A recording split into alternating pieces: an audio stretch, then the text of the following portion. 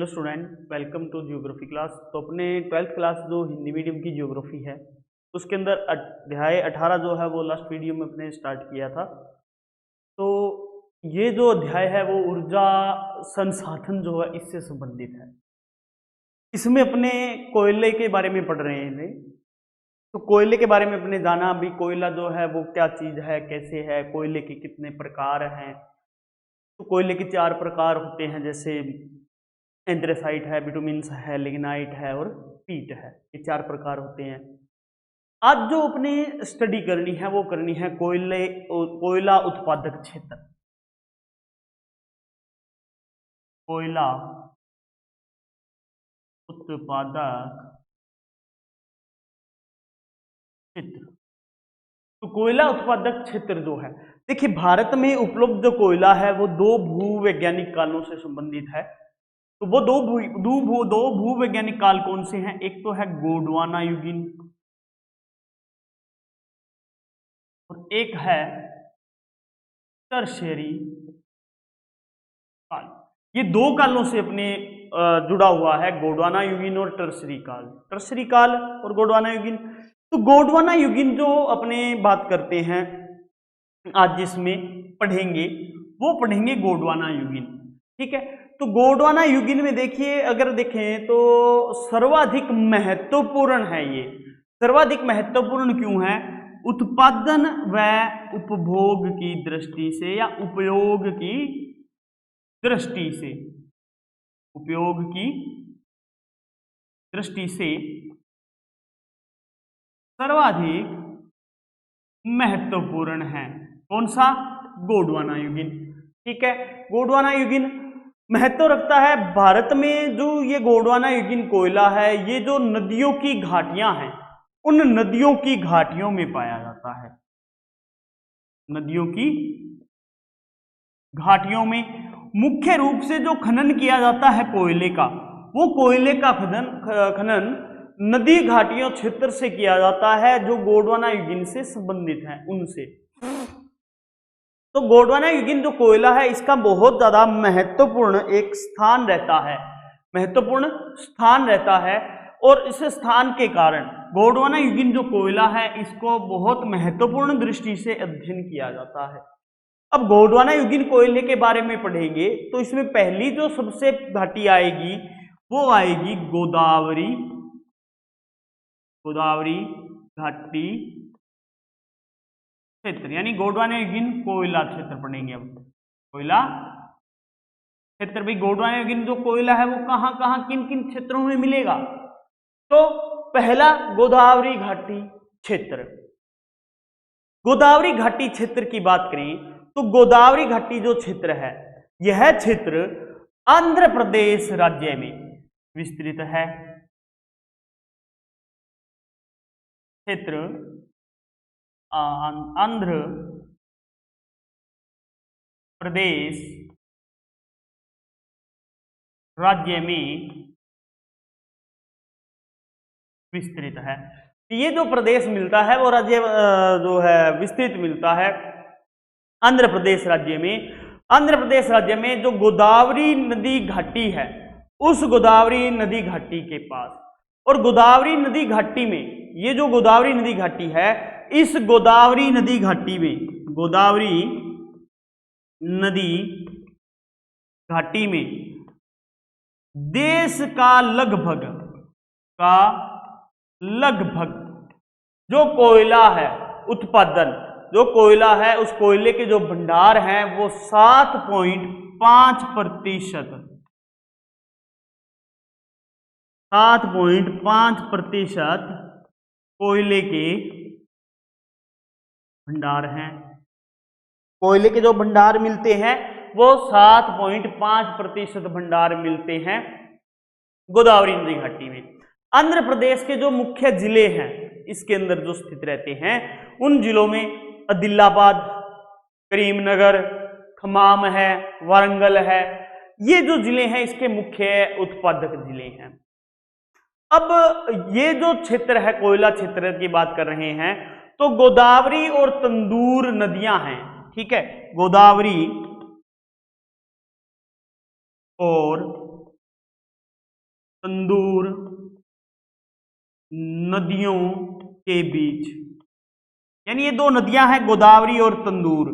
ठीक है, ये गोदावरी और तंदूर जो नदियां हैं, इन नदियों के बीच में 250 वर्ग किलोमीटर क्षेत्र में 250 किमी 50 वर्ग किमी क्षेत्र में प्रसिद्ध कोयला क्षेत्र विस्तृत है।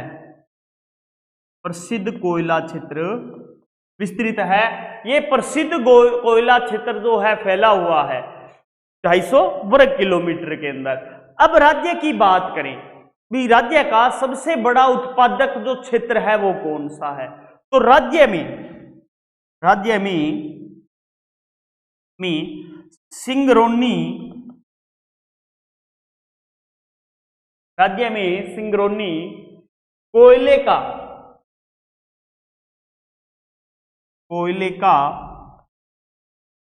बड़ा उत्पादक है। यानी आंध्र प्रदेश राज्य में बात करें तो सिंगरौनी जो है, ये सिंगरौनी सबसे बड़ा उत्पादक है आंध्र प्रदेश के। वार्षिक जो उत्पादन होता है आंध्र प्रदेश में वो होता है वार्षिक उत्पादन, वर्ष की बात कर रहे हैं, वार्षिक उत्पादन तो वार्षिक उत्पादन जो है, ये वार्षिक उत्पादन जो मिलता है अपने यहां पर, वो मिलता है 332 लाख टन। 332 लाख टन उत्पादन जो है वो मिलता है। तो ये एक प्रमुख जो कोयला क्षेत्र है गोदावरी घाटी क्षेत्र, उसके अंदर शामिल किया जाता है। अब आगे इसके बाद में दूसरा जो क्षेत्र आता है गोंडवाना यूगिन का, वो आता है महानदी घाटी क्षेत्र। महानदी घाटी क्षेत्र सेकंड है अपना महानदी घाटी क्षेत्र। तो ये जो क्षेत्र है, इस क्षेत्र की बात करें अब महानदी की, तो ये जो क्षेत्र है महानदी घाटी क्षेत्र उड़ीसा राज्य में फैला हुआ है। उड़ीसा राज्य में विस्तृत है। ठीक है, तो महानदी घाटी क्षेत्र उड़ीसा में विस्तृत है। यहां पे जो भंडार हैं वो 25% भंडार हैं, कोयले के जो भंडार मिलते हैं, कोयले के भंडार 25% तक मिलते हैं। यानी 25% तक जो है यहां पर कोयले के भंडार जो है मिलते हैं। कुल उत्पादन जो कुल उत्पादन होता है देश का, कुल उत्पादन का 15.3% प्राप्त होता है। कुल उत्पादन का 15.3% जो है वो यहां से प्राप्त होता है। जिले में, यानी आपने बात करें इसका ढेंकनाल जिला जो है, ठीक है, इसका एक ढेंकनाल जिला है। ढेंकनाल जिले में तलचर कोयला क्षेत्र है। ढेंकनाल जिला है इसका उड़ीसा का, उस ढेंकनाल जिले में तलचर कोयला क्षेत्र है। तलचर कोयला क्षेत्र, जो तलचर कोयला क्षेत्र जो है ये 548 तलचर कोयला क्षेत्र 548 वर्ग किमी में फैला है।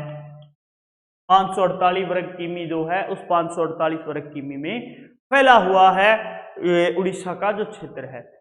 अब देखिए उड़ीसा से जो ये प्राप्त होता है कोयला, इस कोयले का जो उपयोग है वो उपयोग विद्युत उत्पादन में किया जाता है, उर्वरक बनाने में, गैस उत्पादन में किया जाता है।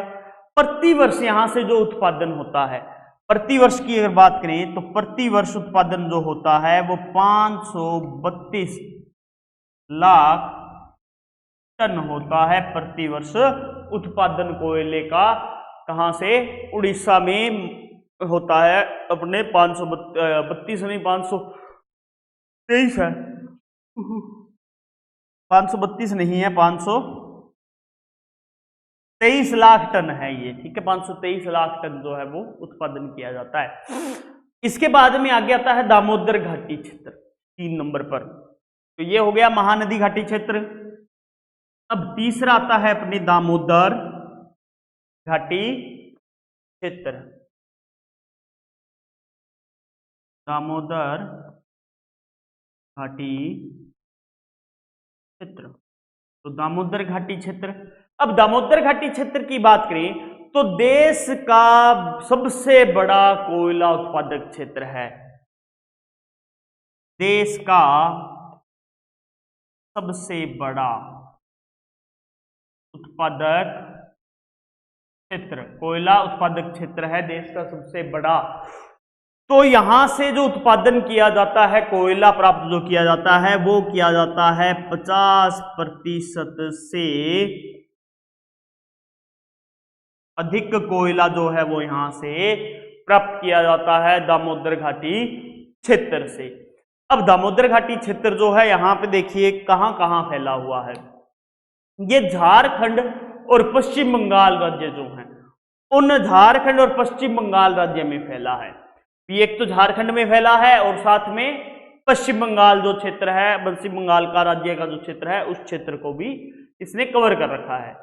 पश्चिम बंगाल के अंदर अगर बात करें तो पश्चिम बंगाल के जो जिले आते हैं इस क्षेत्र के अंतर्गत दामोदर घाटी क्षेत्र में, तो पश्चिम बंगाल के जो जिले हैं वो बर्दवान आता है, बाकुंडा आता है, पुरुलिया जिला जो है वो आता है। और ये जो पुरुलिया जिला जो है, उस पुरुलिया जिला के अंदर रानीगंज कोयला क्षेत्र फैला हुआ है। पुरुलिया जिला में, पुरुलिया जिले में रानीगंज कोयला क्षेत्र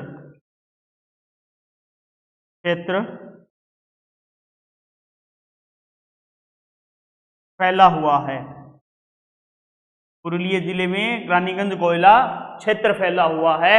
ये जो रानीगंज कोयला क्षेत्र जो है अपने बात करें तो ये अपना जो क्षेत्र है वो 1092, रानीगंज कोयला क्षेत्र जो है वो 1092 वर्ग किमी क्षेत्र में फैला है। पुरुलिया जिले के अंतर्गत जो आता है अपना रानीगंज क्षेत्र, तो वो रानीगंज क्षेत्र 1092 वर्ग किमी में फैला हुआ है। तो वो अपने वर्ग किमी की अगर बात करें तो 1092 किलोमीटर आता है और भारत का सबसे बड़ा कोयला क्षेत्र है। और सबसे बड़ा जो कोयला क्षेत्र है वो अपने यहां से जो कोयला प्राप्त होता है वो 29% तक कोयला प्राप्त होता है इस रानीगंज कोयला क्षेत्र से।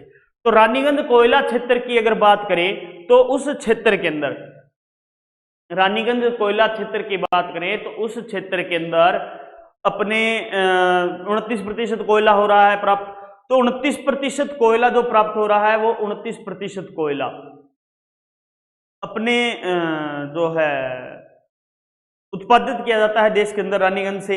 इसके अलावा झारखंड जो है उसके अंदर झरिया सबसे बड़ा उत्पादक क्षेत्र है, झरिया सबसे बड़ा उत्पादक क्षेत्र है।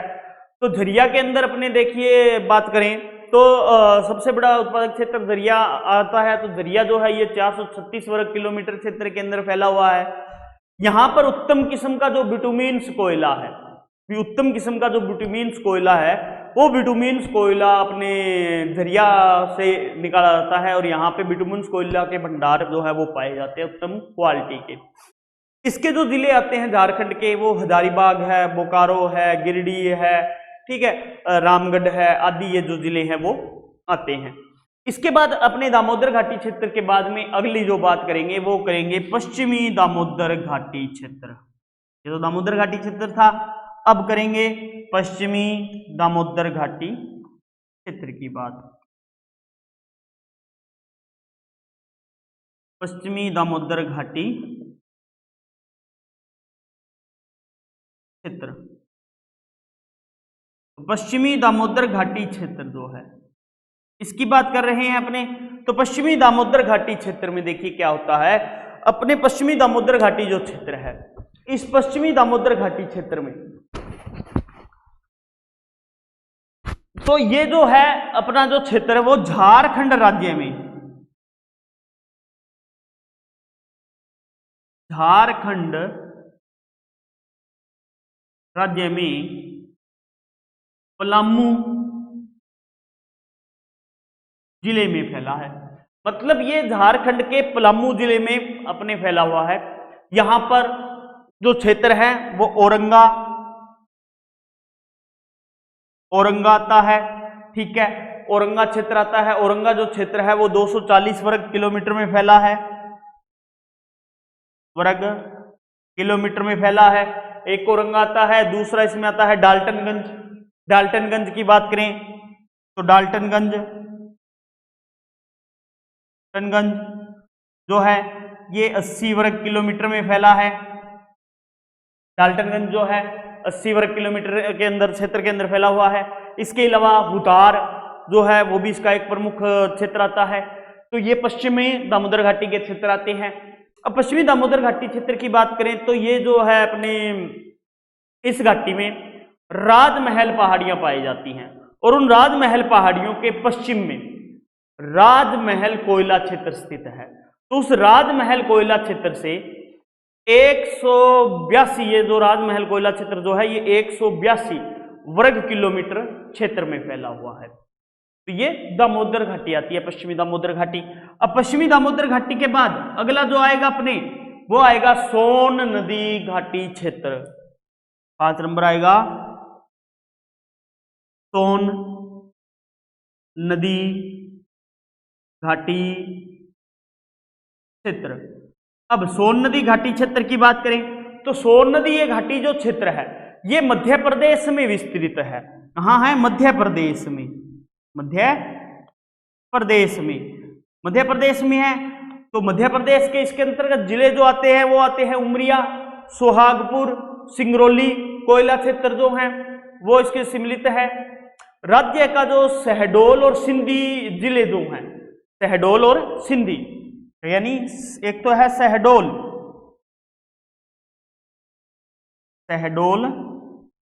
एवं सिंधी जिले में सिंगरौली कोयला क्षेत्र फैला हुआ है।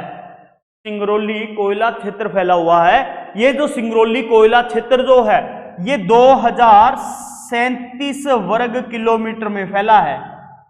2037 वर्ग किलोमीटर के अंदर ये क्षेत्र फैला हुआ है। और यहां पे ये जो क्षेत्र है सिंगरौली कोयला क्षेत्र मुख्य कोयला उत्पादक क्षेत्र है। इसका मुख्य कोयला उत्पादक क्षेत्र है सोन नदी जो घाटी क्षेत्र है इसके अंतर्गत, ठीक है। तो ये सोन नदी घाटी क्षेत्र हो गया है। सोन नदी घाटी क्षेत्र के बाद में अगला आता है छत्तीसगढ़ कोयला क्षेत्र। अगला है छत्तीसगढ़ कोयला क्षेत्र 6 नंबर पर अपने। तो 6 नंबर पे क्या आ रहा है? छत्तीसगढ़ कोयला क्षेत्र। तो छत्तीसगढ़ कोयला क्षेत्र जो है वो इसमें ऐड किया जाता है। छत्तीसगढ़ कोयले क्षेत्र की अगर बात करें तो देखिए ये जो है अपने देश के अंदर जो है कोयला क्षेत्र जो है इसका तीसरा स्थान आता है, और 16% तक कोयले का यहां उत्पादन होता है। 16% कोयले का उत्पादन किया जाता है यहां से।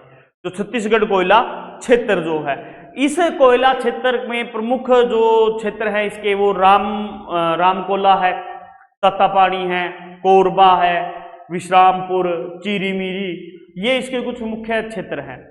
रामकोला और तत्तापानी जो क्षेत्र है उस क्षेत्र में 250 वर्ग किलोमीटर क्षेत्र के अंदर कोयला क्षेत्र फैला हुआ है। यहां पर घटिया किस्म का कोयला जो है वो उत्पादित किया जाता है।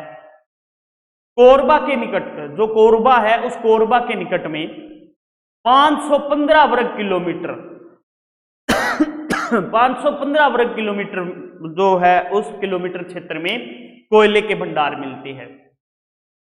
कोयले की जो मुख्य खानें मिलती हैं छत्तीसगढ़ में वो महानदी व जो इसकी सहायक नदियां हैं जैसे अहराम है, बुरांग है, इन नदियों के आर पार फैली हुई है। तो ये जो नदियां हैं इन नदियों के आर पार ये श्रेणी जो है वो जाती है और वहां पर फैली हुई है। इसके बाद आता है सतपुड़ा कोयला क्षेत्र। 7 नंबर पे आता है अपना सतपुड़ा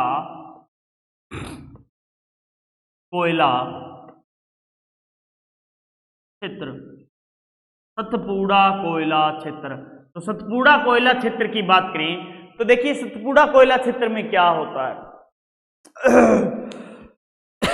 तो ये जो क्षेत्र है वो नर्मदा नदी जो घाटी है उस नर्मदा नदी घाटी के, यानी नर्मदा नदी घाटी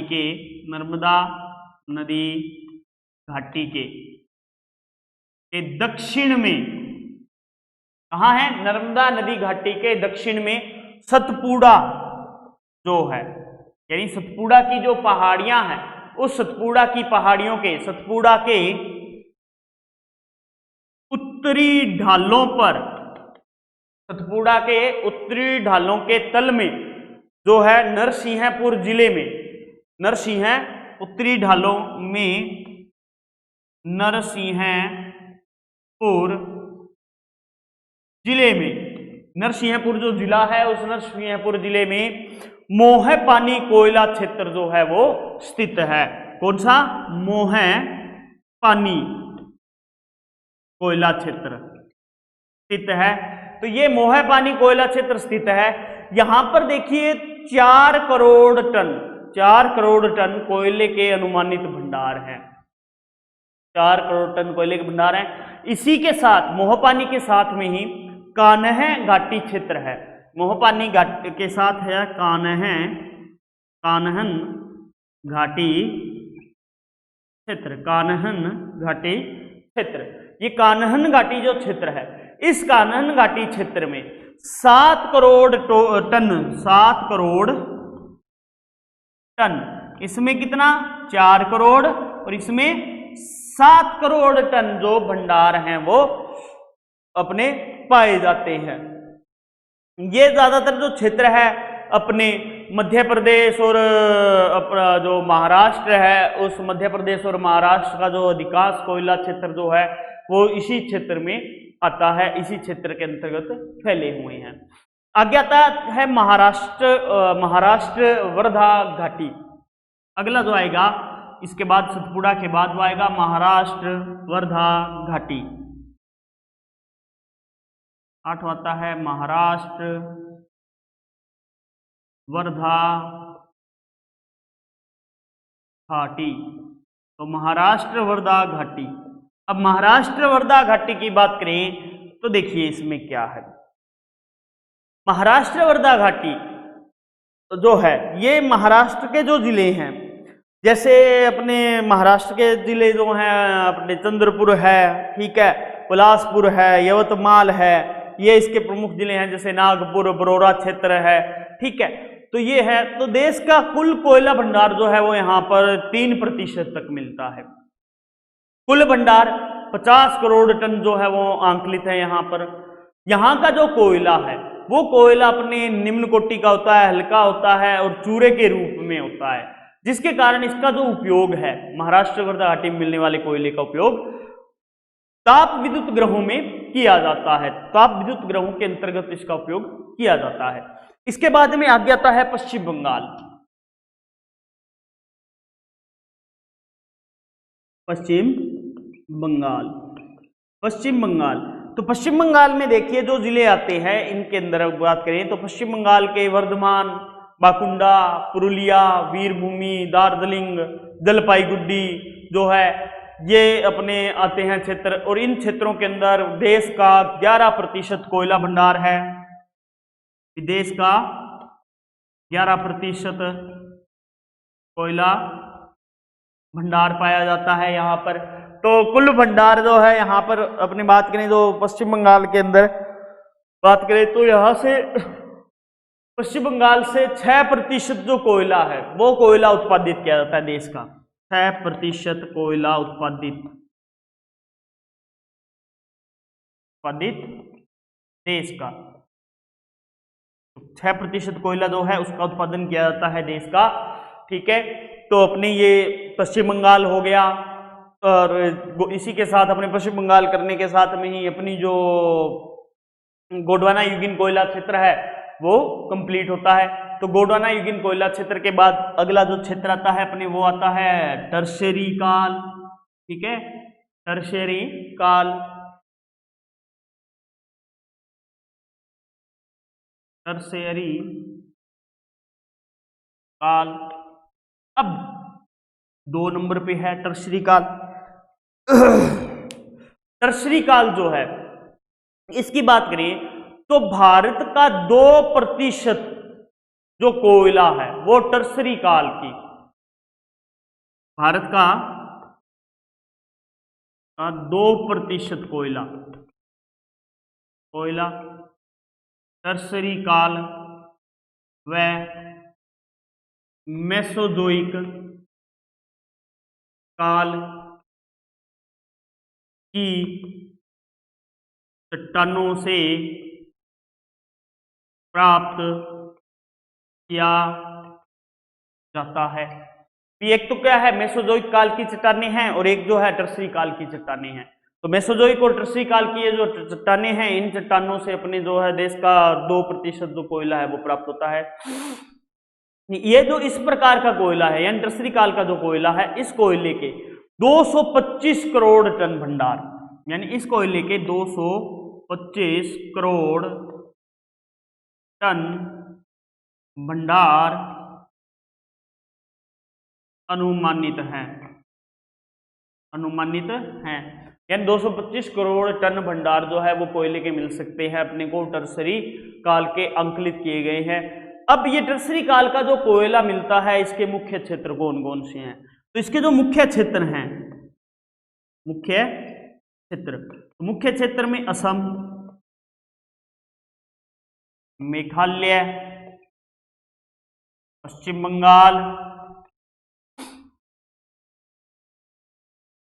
राजस्थान, ठीक है, राजस्थान, अरुणाचल प्रदेश,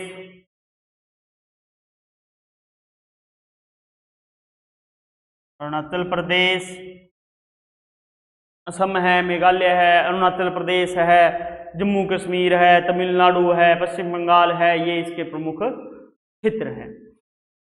तो टर्शियरी काल का जो कोयला है वो अगर पश्चिम बंगाल की बात करें तो पश्चिम बंगाल में काबाड़ी, पश्चिम बंगाल में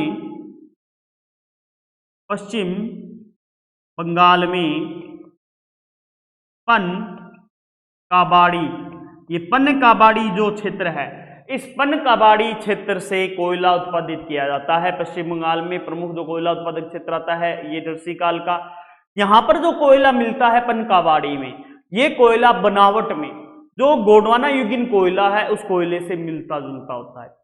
आंध्र प्रदेश में बात करें तो आंध्र प्रदेश के अंदर जो डफाला पहाड़ियां हैं, उन डफाला पहाड़ियों में डिग्राक जो है इसका प्रमुख उत्पादक क्षेत्र है। इसके बाद जैसे असम में बात करें तो असम में लखीमपुर है, शिवसागर है, जो जिले हैं उन जिलों में माकुम क्षेत्र फैला हुआ है। ये जो माकुम क्षेत्र है वो 80 किलोमीटर की लंबाई में फैला हुआ है। यहाँ से भी जो है टर्शियरी काल का कोयला निकाला जाता है, लेकिन ये जो कोयला निकाला जाता है इसका उपयोग जो कोयला है इसका उपयोग गैस बनाने में किया जाता है, गैस बनाने में उपयोग किया जाता है। ऐसे जैसे मेघालय राज्य में बात करें तो मेघालय में जो जैंतिया की पहाड़ियां हैं, उन जैंतिया की पहाड़ियों में टर्शियरी काल का कोयला निकाला जाता है। तो इस प्रकार से ये टर्शियरी काल का जो कोयला है ये बहुत ही कम मात्रा के अंदर अपने इसका उत्पादन किया जाता है। इसके बाद अपने जो तीसरा आता है वो आता है लिग्नाइट कोयला। लिग्नाइट कोयला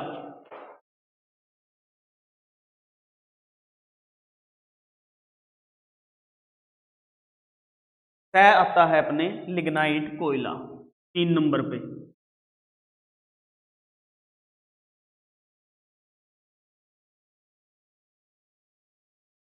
कोयला तो देखिए अपने लिग्नाइट जो कोयला है इसमें मात्रा की जो अपने कार्बन की जो मात्रा होती है उस कार्बन की मात्रा के अनुसार इसे घटिया किस्म का कोयला माना जाता है। क्यों? क्योंकि इसमें जो कार्बन की मात्रा रहती है वो रहती है 50% तक।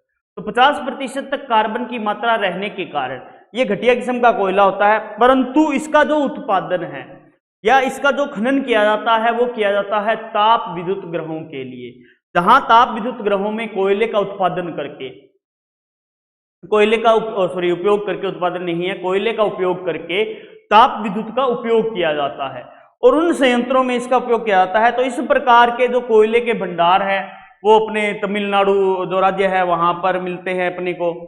और तमिलनाडु के अंदर जैसे नवेली लिग्नाइट कोयला क्षेत्र है, वहां पे ये बहुत ज्यादा मिलता है। तो ये तमिलनाडु के अंदर 330 करोड़ टन के लगभग जो है इसके भंडार मिलते हैं। राजस्थान का जो बीकानेर जिला है, उस बीकानेर जिले में पलाना नामक स्थान है। उस पलाना नामक स्थान से लिग्नाइट किस्म का जो कोयला है इसका खनन किया जाता है। तो यहाँ जो है अपने 50% से कम जो कोयला है उसका यहाँ उत्पादन किया जाता है राजस्थान में। इसके अलावा बाड़मेर में वर्ष 2003 में लिग्नाइट कोयले के भंडारों का पता लगाया गया है।